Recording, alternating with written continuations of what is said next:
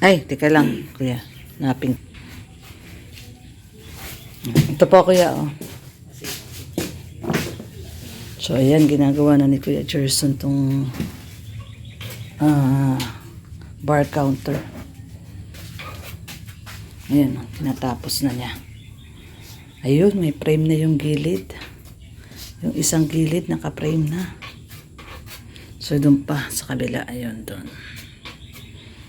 So, para maayos na po natin yan. Yan po ang ating latest update ngayong araw ng Monday. Ayun, oh, time check tayo.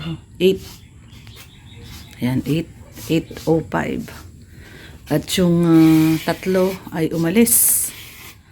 Kasama ni Red sila MC, no? Ano, Kuya Gerson? Oh, magkukuha sila ng panambak. Naku, kuya, namamaos ka na. Baka, ano, may iniinom ka bang vitamins, Kuya Gerson? Wala, ma'am. Nantok lang ako pag ganyan. Kakatulog sa trabaho eh. Mag-ano ka, mag-Simdex. Meron dyan Simdex. Uminom kang Simdex. Marami kami dyan Simdex. Meron kami binibili kasi ako ganyan ako pag medyo namamalat ako sinisipon, iniinuman ko kaagad ng Simdex. Maganda yung Simdex. So, ayan. At wala kasing pahinga si Kuya Gerson. Tuloy-tuloy ang trabaho kahit linggo. Ha? Nag-update ka kahapon doon sa amo mo. At mahirap yung ganyan, magkasakit. Bawal magkasakit at may umaasang pamilya. So, ayan guys. So, 8 at ginagawa na ni Kuya Gerson yung board. Tinatapos na niya. Nilalagay niya na ng frame. Ayan, nalagyan niya na itong kabilang side. Ayan o, yung frame po. Yung pinaka-frame niya. So, yung tatlo naman, si Red, si MC at si Gestoni ay nagkuha ng panambak. Ayan. Para ano po, no? Para matapos na po itong ating tatambakan dito. Ayan po, oh guys, oh. Yung natapos nila nung Saturday. Parang 1/4 lang. Sa dami nung kinuwang panambak. Kasi yung kinukuha na ni Red na panambak, ganito, buhangin. Sa ilog po ito galing at mas nakakatipid kasi siya pag buhangin. Kasi yung panambak mismo, yung lupa, 600 ang isang kubiko. Eh itong buhangin galing sa ilog to eh. Ano lang, 400 lang kaya ganito ang kinukuha niya. So yung 3 kubiko, ito lang po oh. Ano lang, 1/4. So kailangan pa dito mula dito sa bar. Ayan yung bar natin. Yung tinatapos ni Kuya Gerson na bar, ayan po. Mula po dito sa bar, papunta dito sa may entrance, main door. Ayan po yung main door natin. Siguro mga ano pa to, 7. Tama si Abante, mga 10 kubiko to. So, ito na lang naman po yung tatambakan, no? Yung mula dito sa may bar. Ayan, doon, papunta ron sa main door. Maka 7 pang kubiko ang kailangan natin. So, ayan ang ating update ngayong Monday morning. Happy Monday to all. Ayan guys, happy Monday. At maaga sila umalis. Nagising ako 7:30 eh. Umalis na sila. So maaga sila umalis at maaga sila doon sa ilog. Baka mag-4 o 5 hakot ngayon, no? Mabuti yung 2 bata, matyaga maghakot. So, ayan, bibigyan natin ng bonus yan si MC at saka si Gestoni kasi talagang grabe maghakot.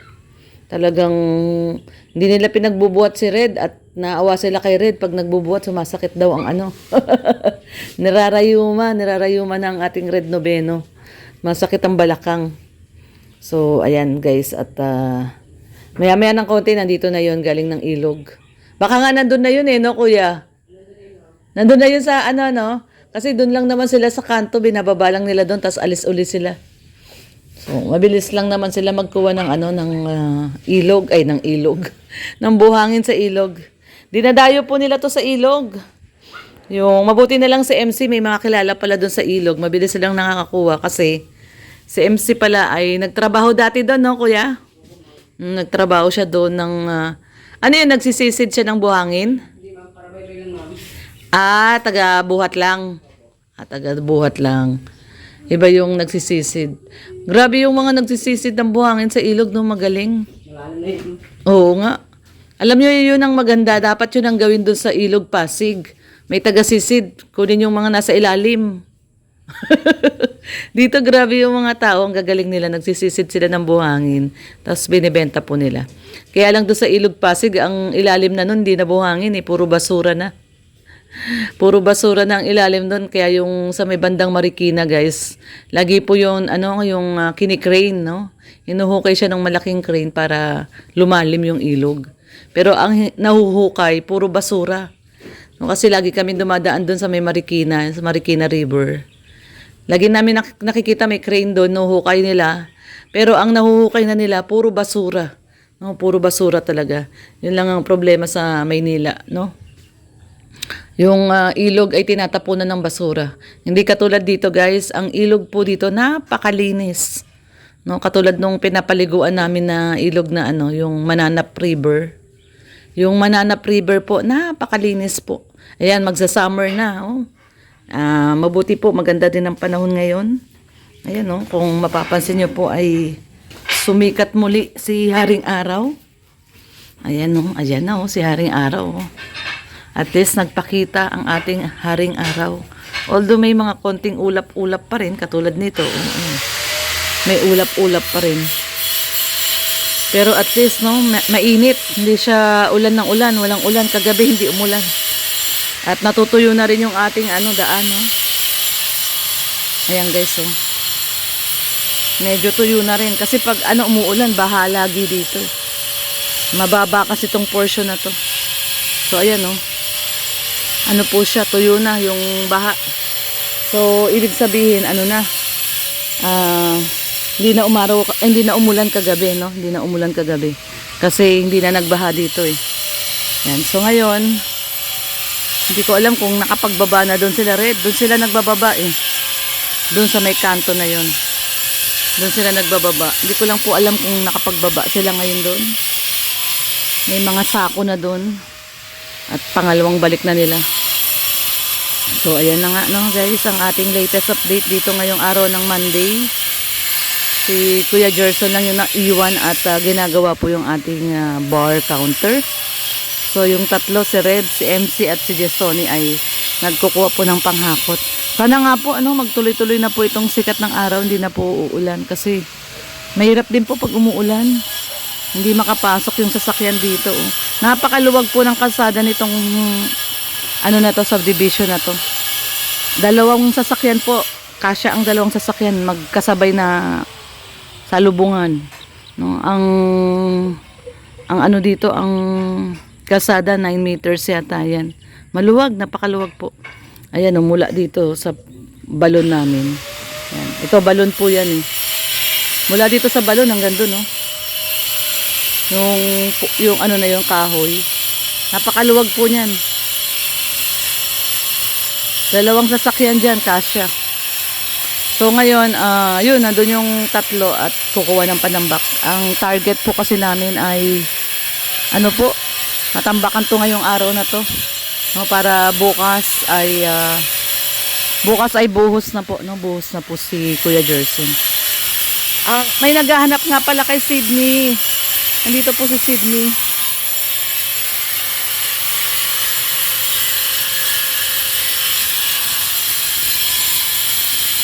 Ito po yung bahay ni Sydney, oh. Sydney! Sydney! Uy! Sydney! Buntis po si Sydney.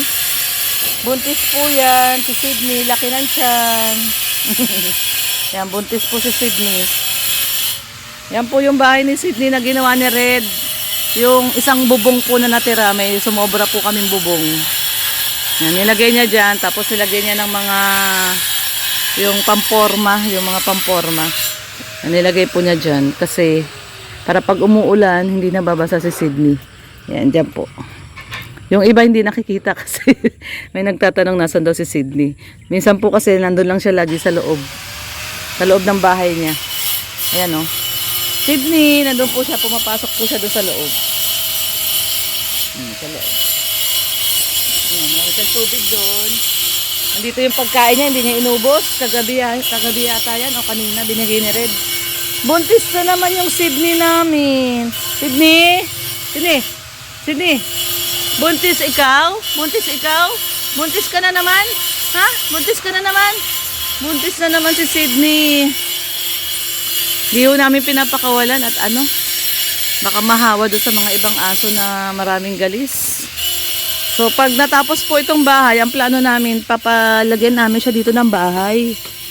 Ito po, pag napalitadahan na po lahat to, nalagay na yung mga bintana.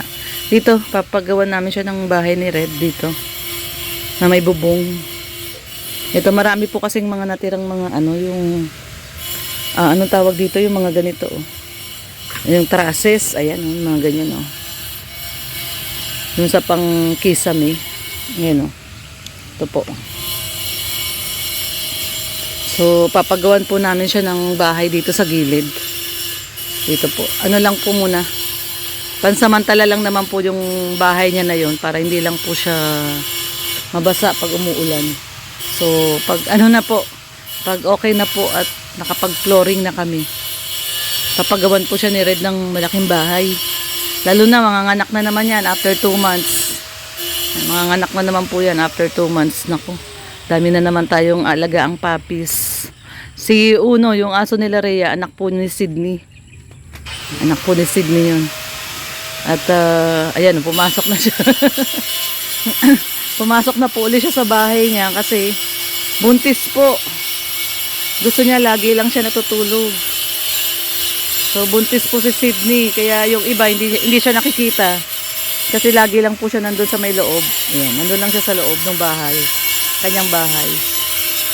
So, hindi naman po siya natin pwede ipasok dito kasi nga magulo pa po, magulo. Marami pang yung ganyan yung for construction. Ito po yung papagawa ni Red. Ayan Maraming natirang ganito. So, papagawan po ni Red ng bahay ito yung gagamiting frame. Yan po ang susunod na project natin. Pabahay. May pabahay project tayo for Sydney. Ayun kasi nandun lang siya. Ayun nakahiga Nakahiga lang siya sa loob. Wala, lang siya. Ayun Higa lang siya ng higa. Tulog lang ng tulog at buntis. Buntis po ang ating anakis na si Sydney. Ayan, kaya ito pa, dami pa. Pero ito pwede pa to sa kisame. Ito lang yung trusses to sa bubong. So ito po yung gagawin frame ni Red. At papahinang lang yan, hihinangin lang yan. So papagawan po natin ng bahay si Sydney. Ayan po ang ating next project. Malagyan lang po ito ng Malagyan lang po ito ng flooring. Tapos tiles. Yan, okay na po tayo dyan. Malagyan ng flooring, tiles. At after nun, may pabahay project po tayo para kay Sydney. Yan po ang susunod. Ito, pwede rin yung gawin tong baseboard to kasi matigas po ito. Sa nipa. Pwede rin gawin pang frame. Ayan, si Sydney. Ayan. So, naghahanap po kay Sydney. Nandiyan po si Sydney. Ayan, nandyan na yung tatlo. At nakailang hakot kayo? Nakadalawa na? Naubusan kayong sako? So, dapat pala makalima kayo ngayon, para mapuno to. Mga ilan? So, yan, ginagawa na ni Kuya Gerson yung, sidebar. Ay, may nagputok? May napako naman. May pako mo? Hindi, baka na lang siya ng pako, sir. Kesa nito hindi na ilan. Hindi may ilaw? Wag mo na lang pailawin. Wag mo na pailawin. Maghanap ka uli dyan. Dito ba kami ito namin? Dito, babaklasin mo pa yan. Kasi malaki tumang taas na ma'am. Hindi ma'am lahat. Ito lang. Okay na yan kahit wala yung taas na ilaw. Yan Tuloy mo na lang yan. Yung Baka masunog. Kung mayroon ng May napako ako dito sige. Kasi baka masunog natin Sige.